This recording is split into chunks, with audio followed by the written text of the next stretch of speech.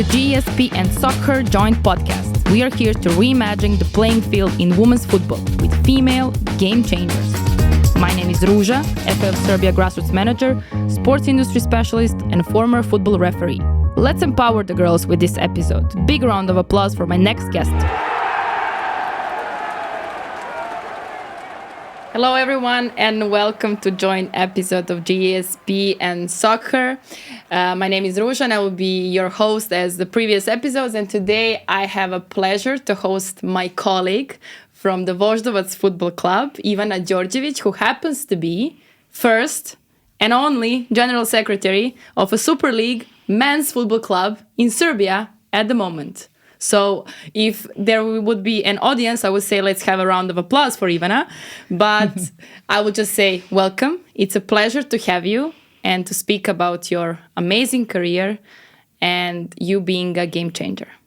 Oh, thank you very much for inviting me. It's my pleasure to be here with you, and I can't wait to talk about all the teams that we have. Well, first of all, I want to introduce you and introduce your way to entering the world of football.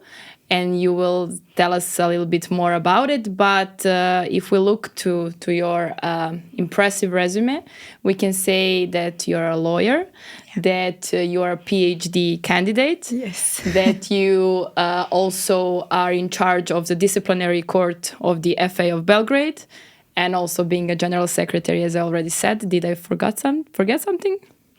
Well, no, that's it for now. That's it. Like I just say nothing.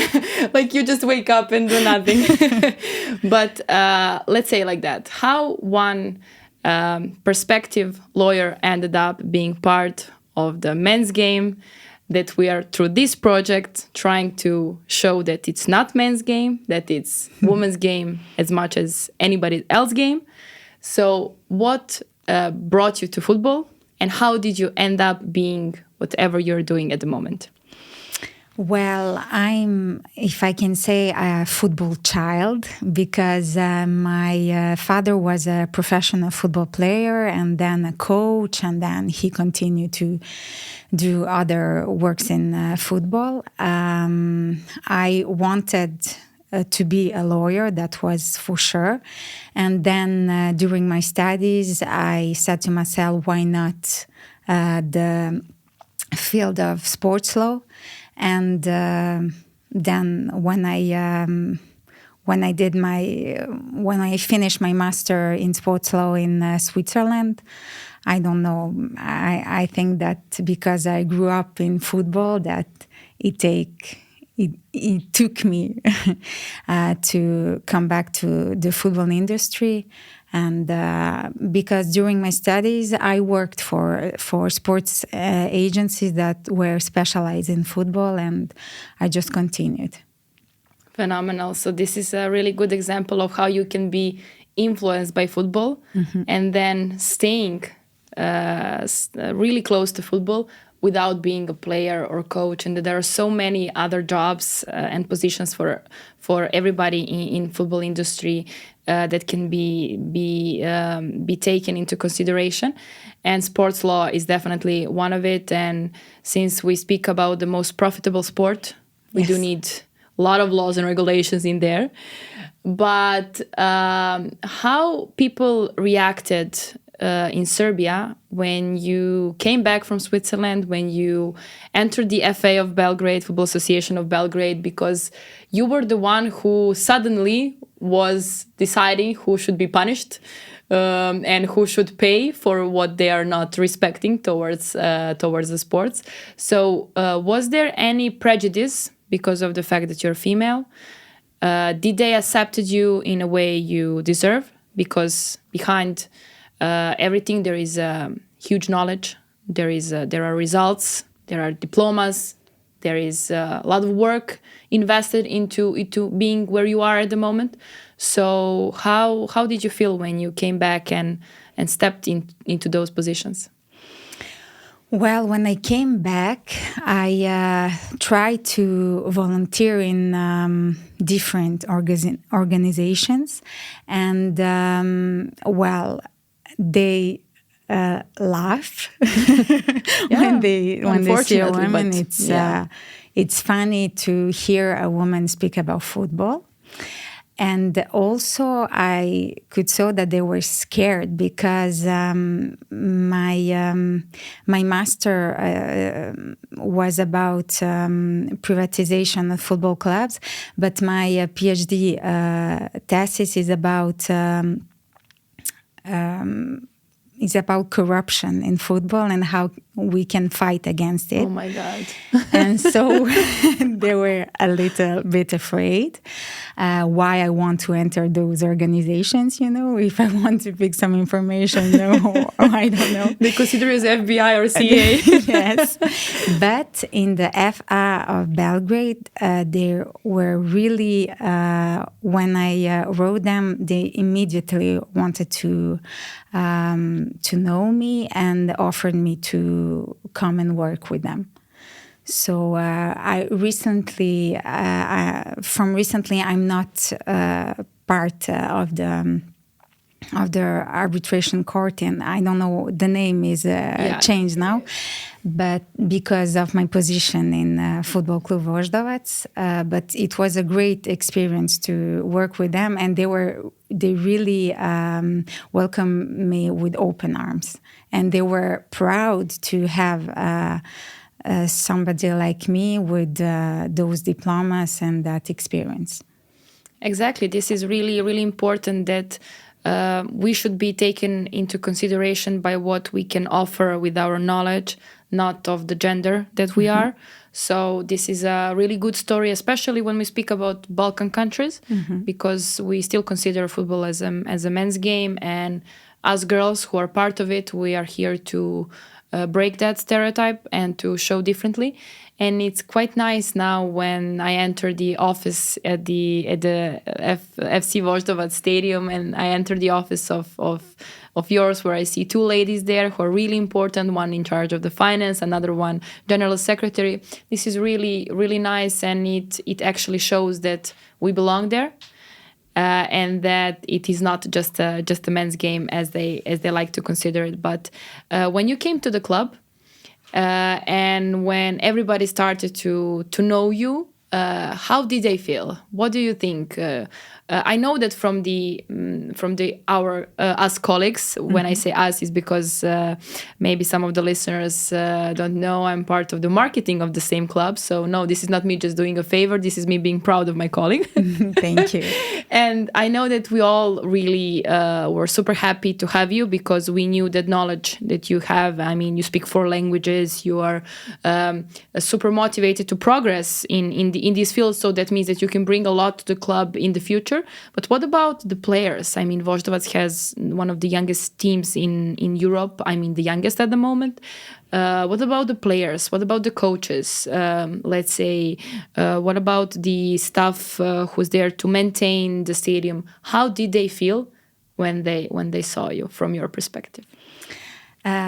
Football Club Voždovac is really, really great place with a healthy environment, and I'm really happy to be there. And all the staff, the players, the coaches, the other that works there, where they are all really acting with a lot of respect towards me, and they accepted me like.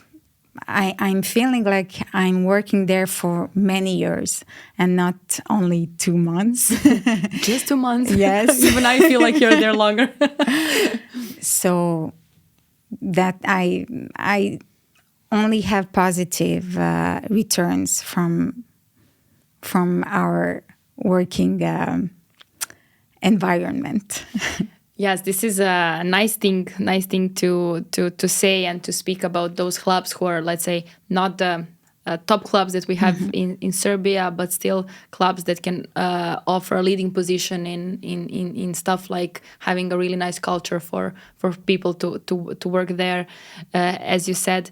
But now when you were, let's say, studying the sports law, the football law, and when you started to work at it, did you have that feeling like in many other segments of sports where, learning about something is one thing, and then when you are there at the field, literally, where you can actually feel that there are differences, that it's fast-changing environment, that there are so many things that maybe universities even don't put there in the books or in ways how they educate us. What do you feel about the differences between your education, formal education, and what you actually do on a daily basis? Well, there's a lot that we don't learn in universities, and especially in football, where it's very fast, the movements and all the happenings, and the human factor is also there. So that I learn much more in the working.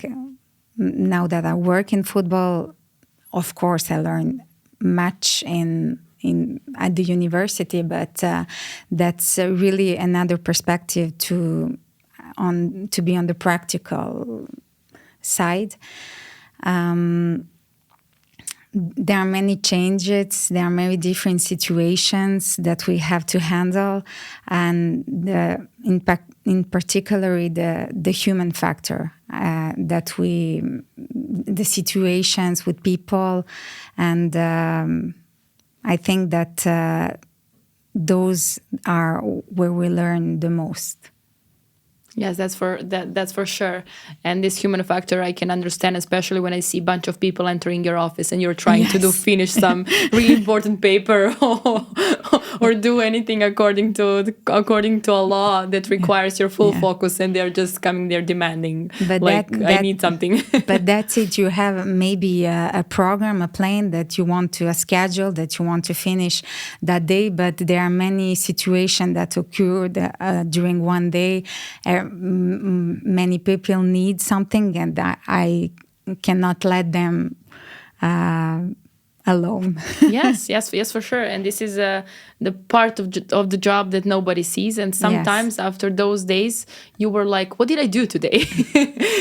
And then you just forget that you were dealing with a lot of people, and that takes time. That takes time as well. But when we speak about, let's say, ladies in sport, when we speak about women in sport, how did you feel at your university when you were entering this field?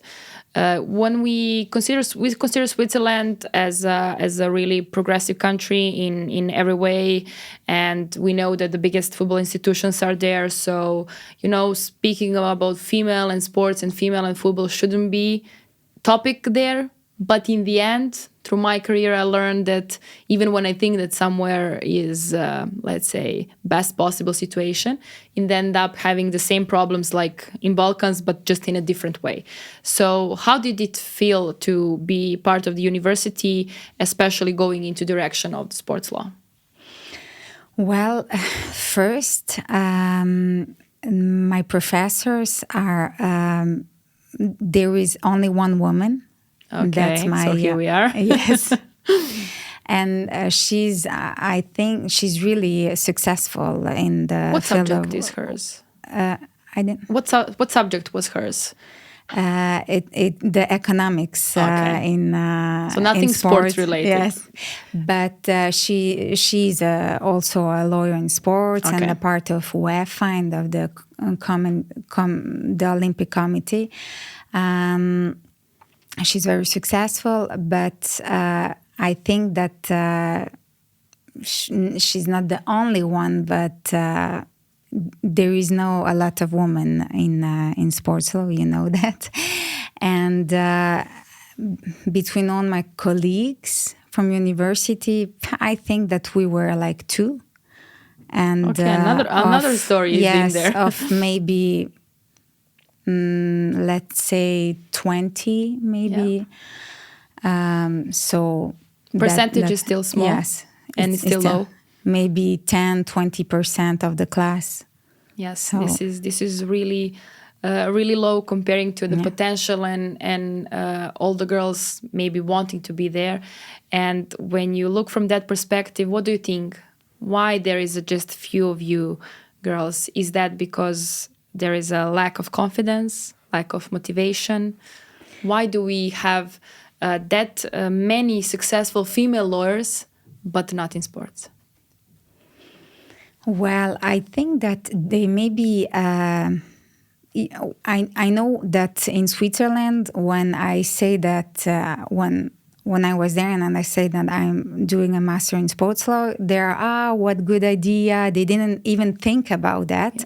So I think that there is that factor, and maybe also because they know that's a really little industry and most men are there, and they think maybe it's too hard to enter that yourself. And they prefer to, I don't know, pick up maybe international law, criminal law, I don't know, another field in law that there are more open work maybe positions for there. That's why I'm super happy that you are here, because now when we speak about this topic and everybody can hear us discussing women in sports law, especially women in football industry, this will maybe give some girl idea of who is maybe taking some bachelor of law at the moment, or thinking about it, that maybe she can end up also being part of the sports industry from this law perspective. But when we speak about the sports law, comparing to, let's say, regular law or law as we think of it, what are the differences in there? Like, what you can, if you were the one to explain why to choose sports law, or what is the different about it, what that would be? Well, it's very specific, and lawyers make mistakes when they think that they can do sports law, and then they are taking laws, state laws, to maybe resolve a case, but it's a huge mistake to not do, because sports law is basically the regulations of every association, organization in sport, and Ministry of Sports and so on. Yes, and each sport has their own regulations, and then we have the pyramid of sports. We in football we have FIFA, and then for Europe UEFA, and then we in Serbia we have the FA of Serbia. So they all have to harmonize the laws and the regulations, and that's what we use. And that's not. We have labor law. Yes. But that labor law, we don't use it for making contracts for football players. We use the regulation of FIFA for the transfer and status of players. It's maybe an example. Yes, it's a good one. It's good that you didn't take, let's say, marriage law or something like that as an example. Because sometimes it feels like when you enter a club, you're literally entering a marriage. But I think that women should really think of choosing sports law, because it's really a nice and healthy environment for a woman that want also to have a family. Yes. And it's nicer than criminal law, of course, than labor law. That's in my opinion. And I know that now in Belgrade, the Union in University has a subject of sports law. Yes. So if somebody is interested. And also if you're interested into academical career too, you're when I finish my PhD. Yes, why not? But when we speak about your position of General Secretary, and you as a lawyer, of course, it is something that it is a good basis for what you're doing. But in the end, there are a lot of work that are not typical for a lawyer. So how did you found yourself in all those work that you're now part of, even though I know that sometimes you even jump in to help marketing department, to help everybody. I mean, you're working a lot that is outside of your, let's say, comfort zone, outside of the your let's say like your core position. So what does one general secretary of a club do on a daily basis? Oh. Well, many Because things. I believe that just because how it sounds like general secretary, many boys, girls would like to be a general secretary of a club. But now, Ivana, tell us, is this what we think it sounds, or it's actually really, really hard work? Well, it's a variety of duties, really. It's basically run a club, if I can say like that. It's a lot of things that you have to think about and not to forget about, because you can make really huge mistakes for the club. Well, there is the law part, okay, the contracts and all the paper stuff, the regulations, but also help colleagues. It's nice, and of course that we do that in football club. I would help you too, but I don't have no ideas about contracts. But you have to organize all around the matches, to be in contact with the police also,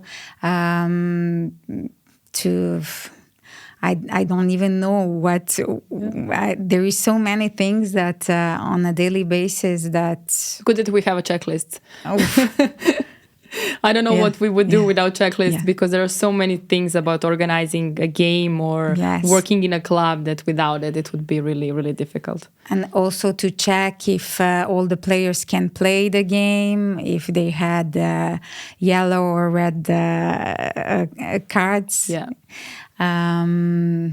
Or to many things. We have also a sort of application comment, and to make sure that all the documentation and for the players and for the coaches are in there.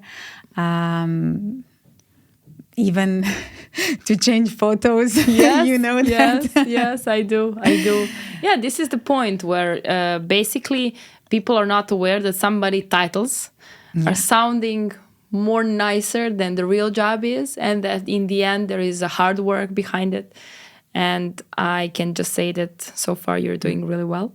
Thank you. Yes, and so keep up the good work. But as you know, all the ideas and the subject of this podcast is really gender based, and I also like this father-daughter connection and segment that we have here with you.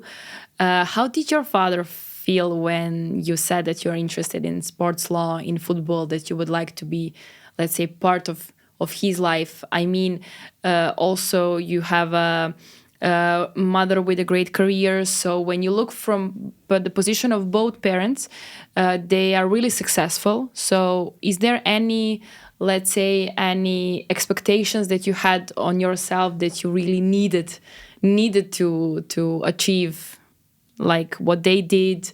And how did they react, especially your father, when you have chosen the football? Well, he was the one who suggested phenomenal to me, yes, to think about it, because like I said, I think that really for women, sports law it's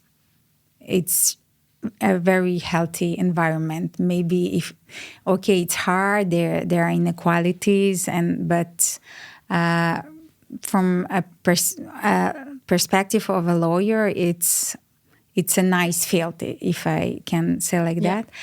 And my father is very, very proud of me.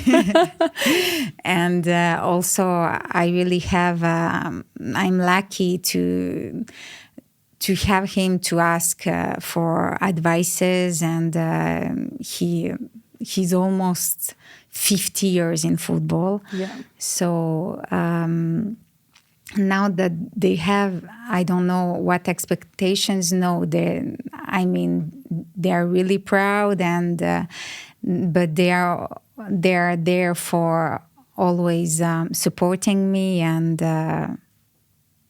supporting what makes me happy. Yes, this is the most important. This is something I always highlight throughout these episodes, that basically we should be part of the sports in any way we want, if that makes us happy. Yes. Without any prejudice, without some high expectations. It's awesome if you end up being a first general secretary of a club, and now your name is as a first female general secretary is written in the history books, and nobody can change that. So this is something that you can take proudly with yourself. But in the end, as long as it makes you happy, it should be part of your life. So yes, this is a really nice thing to mention, that the support that you have from your parents is really something that's giving you that push to thrive. And speaking of that inequality that you mentioned, what would be your advice to a girl who is thinking of entering the world of sports, the world of football, and who is maybe a little bit afraid of it because there are more men than women in there, especially in your field at the moment? Like, what would be the best advice you can give, or what would you like that somebody was telling you back then? Well, certainly to fight for what she wants, to never give up, and to not compare herself with anybody, man or woman. It's not. I mean, it's the same, and I don't know. I never. I take advices from people I love and I respect, but I always have done what I really wanted, and I fought for what I wanted. I knew that, for example, that master in Switzerland in sports law, it's very hard to to enter Yes. that university, but that was the only master I applied for. Yeah. I was convinced that I will make it, and that I will finish that, and that's the mentality that every girl should have, really to fight for what she wants, no matter what anybody says, or what things looks like. So yeah, really powerful and strong message, and I like that what you said about mentality. This winning mentality Yes. is really important. And before I conclude this lovely episode that I enjoyed, because I felt like we were drinking coffee in our stadium and spoke about what we are doing, but what is the dreams that you have now?